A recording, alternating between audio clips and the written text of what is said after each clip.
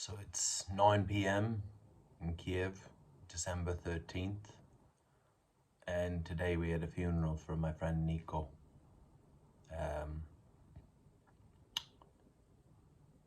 We came here together early March. There was 5 of us that came from Sweden, and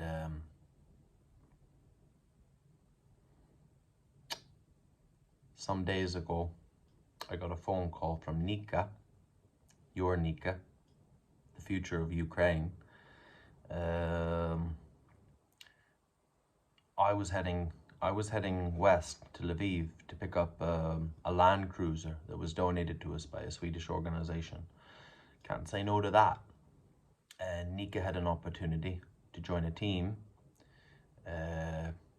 with 2 of the guys I came here with. There was only 3 of us left.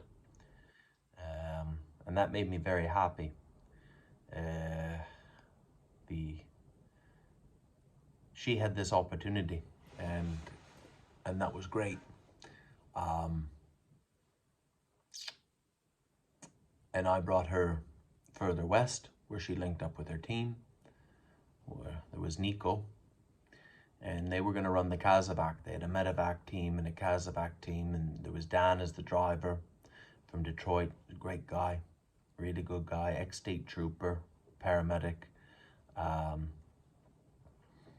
Niko as the gunner from Sweden, and you have the future of Ukraine, Nika, as the paramedic in the back.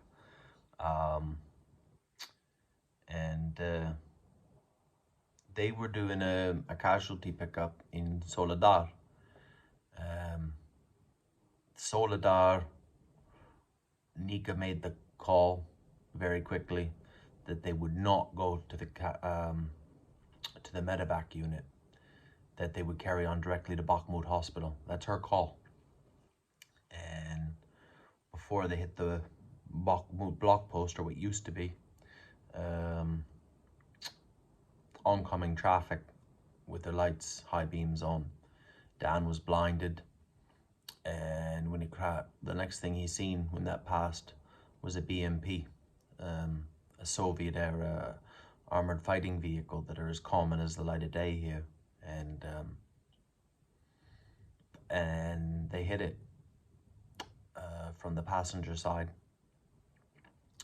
and Dan was shook up. Nika went flying in the back, and Niko was ejected from the vehicle. And Dan made the call, but the casualty they picked up in Soledar was dying. I won't go into the details of it, but our Niko from Sweden had no massive bleeding, no airways issues, and the call was made then with the one spine board that they would try to flag down a vehicle to get to the hospital. He chose who would live. The other guy didn't look like he was going to make it. And in Bakhmut, through an EFAST protocol, that's your basic ultrasound assessment, it was determined he had internal damage, liver damage. And anyway, I was in Kiev, and I got a phone call from an unknown number, and it was Nika, our Nika, that you all love and I love too. And she didn't have anyone's number. She lost her phone, but she had my number, and she told me to get in contact with the rest of her team from the medevac, presumably they were in Bakhmut, and to contact her commanding officer in Kiev, Yana. And I just said plus plus, hung up, and I waited, because that's all you can do.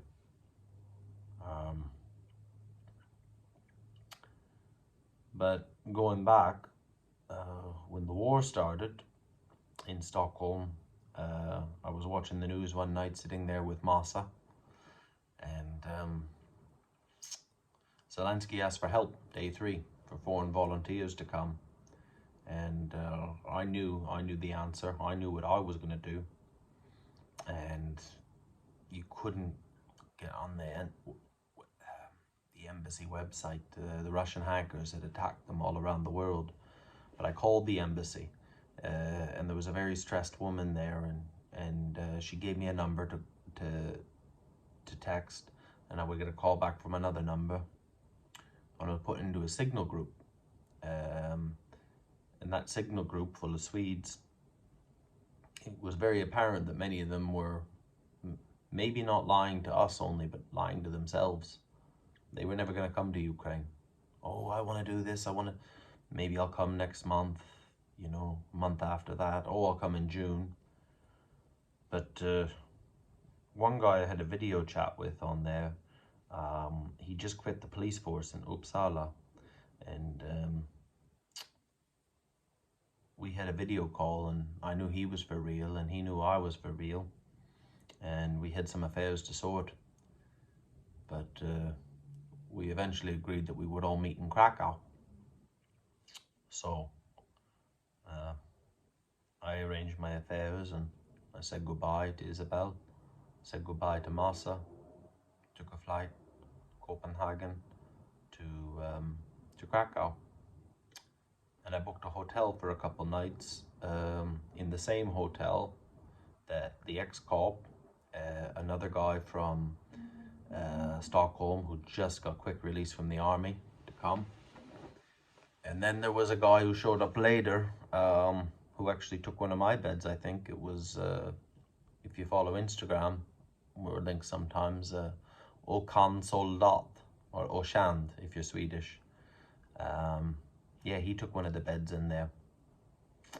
And I remember we went out to dinner. I think it was that first night. Very unsure, you know, what the war would hold for us, but we all wanted to go. We went to an Italian restaurant somewhere on the square in Krakow. Absolutely beautiful there, cobblestones. There's a big cathedral. We went to an Italian restaurant. We sat outside, you know, where they have like those clear plastic tents. And then this is another guy's coming with us, and there shows up Niko. And it was the first time I met him. Tall, probably 6'3", well built, blonde, blue eyes, the chin. He was what we would call, I guess, in internet meme culture, he was what you call a Giga Chad. You know, absolute like Greek god. Give Tom Hardy a run for his money. Not that they'd ever cast a Swede for James Bond. They might. But after Daniel Craig, Blonde, anything's possible. But I say that though, like he was a really nice guy. I struggle a lot. I work so hard in Sweden. Stockholm's a very hard city because no one will talk to you. But I remember when I passed my job interview, 18 months in Sweden, in Swedish. And Niko had a really soft accent. I think he was from Göteborg in Gothenburg. And it was real easy to talk to him. So it just flowed. I mean, you get guys like Oshand Soldat, and he's from Skåne. It's like, it's like how Canadians talk on South Park, you know. But him and I clicked. There was talk about joining a Swedish unit that was amassing on the border, maybe platoon strength. And I said, guys, it's going to be the same as that chat group we were put in. They're Swedish. They're going to make plans about plans. They're going to have meetings about meetings. Nothing's ever going to happen. And they said, yeah, but, you know, we want to give our countrymen a chance. You're probably right, though. And I had a contact in Lviv. And his name was Paul. He was from Canada. Somebody gave me his details. He's from Calgary. He's from the Princess Patricia's Canadian Light Infantry, the PPCLI. And if you didn't know that, he would say that every 3-4 sentences. So if you came in late, you wouldn't miss any valuable plot points. Yeah, Paul was good, though. He was all right. He's crazy. He is crazy. But I crossed over with Mike, who turned out to be a bit of a piece of shit from England, and Des from Scotland. But Des lived in Canada. He was X1 para. And I went through training with a boy from his same hometown in Scotland. We joined the army together years ago. So there was Des, there was Mike, there was me, and Paul picked us up in the border and brought us to Lviv. He had a safe house. Now, it was behind an army camp in Lviv. It was a beauty salon of some sort in the basement. And when we walked into this place, I'm looking, the sign's still up from the business that went bust. And I shit you not, his safe house, the name of it was The Secret Place. And we went in there, there was about 50 guys in there, wanted to join, mostly British, some Finns, wanted to join the Georgian Legion, and heard all these horror stories about 1 magazine per rifle, 3 rifles for 10 guys on an airfield. And they weren't having none of that. And there was Swampy, who I never met, but I heard his name. He was in Lviv. He arranged for these British boys to kind of get away from the insanity so they could reorg. And yeah, 50 guys in like 4 rooms, 1 toilet. It was lovely. In a basement, you know, where the air's not that good. Couple days later, twiddling my thumbs, trying to help Paul. He's no leader. He can do things on his own. He's still here doing things, but just, you know, trying to get work with this humanitarian stuff that he was doing. And the Swedes, they called me and said, yeah, it didn't work out with that platoon. And I didn't want to say I told you so, but they said, yeah, we're coming to Lviv. Okay, I've got a place for you to stay. It's a floor. And by that time, the secret place had cleared out, you know. These 35-man fighting patrol found a place to stay. Swampy helped them. Some of them went on to do good things in the war. And then there was a room, like a Swedish room. So I stayed in the British room. And there was just us, maybe a couple more guys. Humanitarian people that were like in the army cadets, ex-army, ex-super special forces, full of shit people, but they come and go. And what Niko and the other Swedes would do, they would train, you know, they would look for options and they would train. And they were open to Paul's thing as a tide me over, but one of them said to me, he says, you know, we can join this thing called the Hospitalers in Kiev. And so, what's that? It's a combat medic battalion. I said, okay, sounds good. And I said, I'd like to do that too, but I kind of had like this kind of loyalty to Paul. He was talking about these convoy runs. And I said, well, I'd like to try that first, you know. I said, well, we're going to go to Kiev. This is what we've got to do. So there was Niko, the 2 other guys, Okan Soldat, and they went to Kiev and they said, we'll keep in touch. And the humanitarian shit didn't work, I can tell you that right now. And I said, yeah, I want to come. And they said, okay, well, they're not taking anyone right now, but we can get you in. I said, okay. So I made my way to Kiev by train. I had to stay in the train station for the night. And then the next morning, I didn't hear from them, so I found a hotel near where their base was in Kiev. And that morning in the hotel, Niko came, 2 of the others, not Okan Soldat, and there was Oleg, the Ukrainian, and they were all part of a team. And their team was, I think they'd already been to Bucha, and they would do quick rotations, you know, 4 days, 5 days, and basically the ambulance needed to be replenished, needed to be cleaned, needed to be, yeah, and they come back to base for a night and they go again. And Niko took one of my bags, Oleg took one, I took one, and we're walking up the hill to go to where our base was. It was a monastery, of all things. And Oleg says, all right, what role are you here to fulfill on the ambulance crew? I said, well, I'm a good driver, I'll be a driver. He said, they're not taking drivers this week. You will be a gunner. I was like, all right. And he goes like, I'm a gunner, bro. And I was like, all right, cool. And they put us, I guess we're like priests or altar boys or whatever the fuck used to live. But now it's an army base in Kiev, and I shared a room with Niko and the other 2 Swedes, and I think there might have been someone else there, but I don't know. It was always us, and they were getting ready to go on another rotation. Now, when you're in the army, there's different types of guys. There's guys like my buddy Shane, I joined the reserves with. We both went to separate armies. It's another story. But he'd always be rearranging his webbing at the time. Or now they have chest rigs. You know, putting this mag pouch here, putting this here. Where's that going to be? You know, and that was two of the Swedes. But Niko wasn't. He was like, the blev. It'll be what it'll be. You know, he was just laying in bed. He had internet. He was happy. Do you know? He's got some Haribo. He's got some sweets. He don't care. Big lumbering Swede on a bunk bed with his feet hanging over the edge of it, just doing whatever. But he was always ready to roll. And I really like what I really like about him. He was kind of like me, you know. I'm 36. He was 26, bless his soul. But he was never gonna grow up. He was a big kid. You know, like I could fuck with him because he'd be lying in that bed and I wet willies, shit like that. He was the kind of guy, you know, he'd smile at you and the next second he'd punch you in the balls and you'd be on the ground and your knees crying.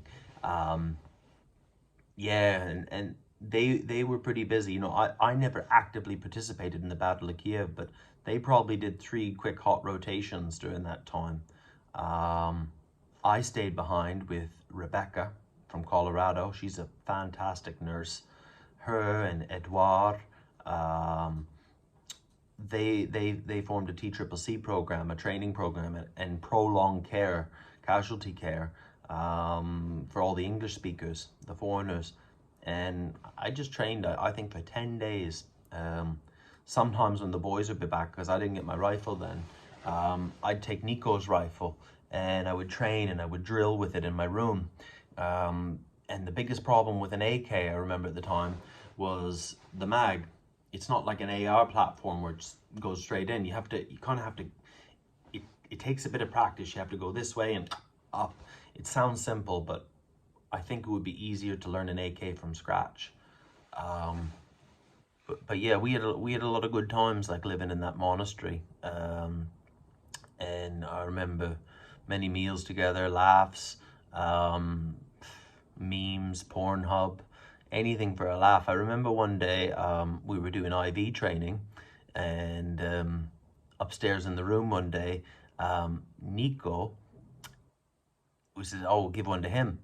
He turned yellow. Do you know what I mean? Some people don't like needles. He passed out, and what I thought, we got this thing called AVPU, okay, and that's basically an awareness, casualty assessment. And I figured, fuck all that, you know what I mean? What I did, I got Pornhub up on my phone, you know. There's a picture I just put on my community post. I censored it out and said, and he's like, and he comes, hey.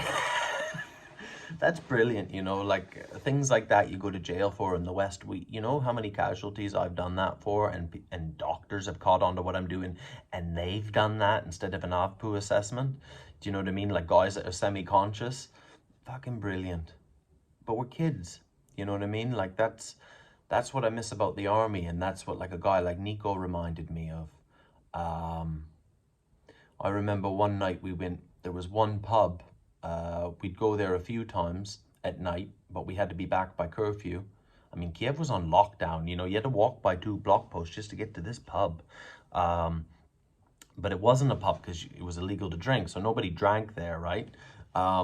What happened, in the basement was a pub, and it was right near the hotel where the $500-600 a night hotel, the Intercontinental, where all the Red Cross stays. That's where your money goes. UN, all the New York Times reporters. And I grew up in a pub like that. My family owned pubs, and they like to keep the music low, so all the men's lies can be heard. Talking to reporters anonymously, don't quote me on that, you know, what happened there in Bucha and Irpin, and I killed 10 Russians, that kind of shit. But we just sit around a table, and can you imagine how big of an utter sausage fest was Kiev during the Battle of Kiev? And I think the girl there working at the pub actually acknowledged Niko once and flirted with him. Yeah, we weren't getting none of that. And then one night, we were there, everybody was drinking coffee in this pub, because because alcohol is illegal, of course. Um, we got a phone call, everybody get back to base ASAP. So the one Swede that's not with us, he was clearing his rifle going into the building. Oh, can't hold that. And they say there was a flaw with the rifle, but when he let the bolt go forward, there was a round still in there, and it wasn't pointed towards the sandbutts. It was to the ground. The round ricocheted. And what happened? Uh, he didn't shoot Captain America. He didn't shoot a stupid Ukrainian. He didn't shoot Dan from Wales. That would have done us a favor, all of those aforementioned. The round ricocheted and it hit Yana Zinkovic's father, our commanding officer's father, here, and came out there. Yeah, so we got a message. It's like, oh, console dad. Yeah, he shot someone. What? Everybody back to base. So everybody's just trying to finish their coffee like this. And we run back, and you got to understand at the time, the Westerners, the ones who told the truth anyway, we were the only ones who ever had weapons training. I mean, if I was asking them, like, how long in basic training did you get a rifle? And they're like, 3 weeks in your country, 4 weeks, 5 weeks, 6 weeks, before they even got to touch a rifle. These Ukrainians were given AK-74s, AK Sushkas, AK Sus. Like, here you go, here's a rifle, here's a rifle. There was 8 rounds shot off, I guess, and one with a 9mm in that building over like a 2-week period, you know what I mean? And it doesn't really look too good when a Swede shoots the commanding officer's father. Anyway, everyone had to hand in their ammo. This really cool American guy who was a very good friend of Niko's, he used to rock around with a grenade just everywhere, you know? He's like, well, I'm being armed anywhere in Kiev, and you couldn't take your gun out when you left base. So he'd just rock this big knife like this long and a grenade in his North Face trousers, cargo trousers, so you have this big bulge sticking out, you know? Yeah, he had a hand in his grenade. He was real upset. We had a good laugh about that. But yeah, I got on a team. I got my rotation, first long rotation. They were back at base. And then they got a couple Donbass deployments. And Niko, the 2 Swedes, not a consoldat, the American Oleg, they were all rocking together. And I think one of these rotations for 6 weeks, they had a bad commander, it happens, but they were stuck in a house. No war where they were, all quiet, not one casualty for 6 weeks, no internet. Could you imagine how bad that would be? Everybody got corona. Yeah, so you know, like that's the sort of stuff Niko and them were doing. They were Bucha, Irpin, you know, and then to go to that. And I never actively participated in the Battle of Kiev, but he did. And eventually he went home. Him and the guy from Stockholm, they decided to go home early in the summer. And I was like, well, shit, you know, like, why? You guys are good. I'll tell you a little story, you know, like, I'm 36 years old. I've been from Hong Kong to ping pong, self-employed my whole life. I didn't prepare for Corona. My first job in Sweden, when I joined the army, my boss was 3. Like think about that. I was a bus wanker. I worked very hard to advance. I had what you call a good job, but still, like, you know, I cared more about the customer's satisfaction than my own boss. You know, this was not an ideal world. I knew there was no better place to be in Ukraine. Now, Niko, on the other hand, good-looking guy, did great in the army, comes from a great family, had an absolutely stunning girlfriend. Do you know what I mean? Beautiful dog. That's all I miss, my dog. You know, after I got wounded in the summer, they brought me to Kiev after 10 days in Dnipro when I got out of the hospital. That young American guy that was Niko's good friend. I was telling him we went to meet, and I got a message from Niko, and it's like, Niko's like, I want to come back. And the American guy says, yeah, Niko's not as smart as us. And I says, what do you mean? He says, well, we know there's nothing better we can do with our lives. Even a shitty rotation doing nothing in Ukraine is better than being in America, than being in Sweden. Yeah, we knew that. It was circumstance, but Niko didn't know that. And he had a good life back home. Popular, could have done any job he wanted to do after the army. Beautiful missus, a lovely family that since he's died, I've been in contact with. But he had to make that choice, you know, that I want to come back to Ukraine. I want to give all that up. Where me and that American guy and some of the others, like, who've stayed here, we haven't got that. It don't get any better than this. But you know, he came back, and it wasn't, none of us, ain't Slava Ukraini, Zelensky. It's not about Western democracy or any of that bullshit. It's just, it's the people, you know. Like, he wanted to be back with his friends, working, doing the job, and just a good guy, you know what I mean, that you could trust.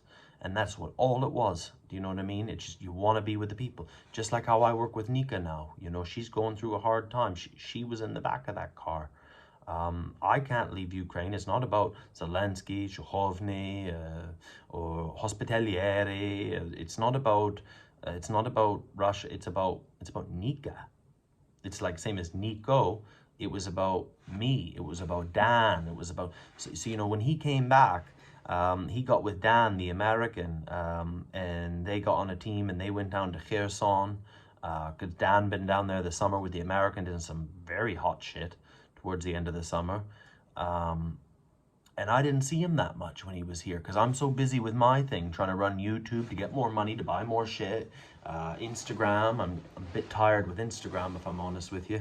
I do like YouTube, but I didn't make time for Niko when he was here. Like since he's been back 6 weeks, and we spent a lot of time with each other before, keeping a bit of contact like guys do, I haven't spent a whole hour with him. You know, in Kiev, they asked me to go to dinner one night, and I was so busy with my head up my ass trying to do something, or I'm tired. You know, that's the truth. I'm burnt out. I'm fucking tired. And then Nika was being handed over to the team with Niko, Okan Soldat, Dan. They had a 7-man team. They had a Kazovac and a Medevac. And, you know, I seen him that day. We had a quick talk, you know. I think, we did have a meal. We had a meal together the night before. The next day, we said goodbye. He sent me a video from Soledar a day before he died. And then Nika rings me from the hospital because she's got my number. She don't have anyone else's. We've been in an accident, and Niko is hurt badly. And they did everything they could to save him. And, you know, one of our friends who's still here from Sweden, I'm going to struggle to forgive him for this, but he posted on Twitter a picture of the car, the wrecked car, before Niko even died. And that is so wrong. We have rules about that, and that breaks every one of them. Complete silence for 24 hours, family, everybody, because we don't know, you know, what could happen to a casualty. You know, are they going to live? Are they going to be stable? Are they going to lose a leg? Are they going to lose a fucking hand? I've got a friend here who's got a black hand now, like Darth Vader.